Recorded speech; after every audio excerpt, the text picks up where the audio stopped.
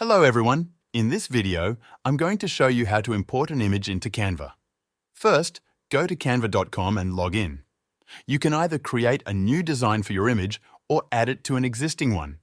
If you want to add it to an existing design, scroll down to your recent designs and click on the one you want to edit.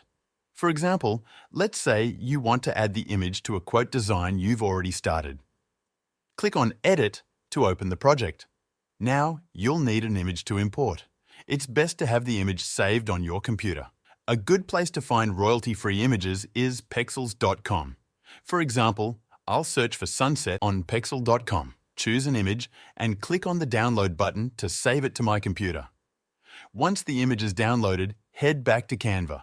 Click on Uploads in the sidebar, then Upload Files. Navigate to the location where your downloaded image is stored, select it, and click Open. The image will now upload to Canva, and once the upload is complete, you'll see the image appear in your uploads. Now, you can simply drag the image into your Canva project. You can resize and position the image however you like within your design. Thanks for watching.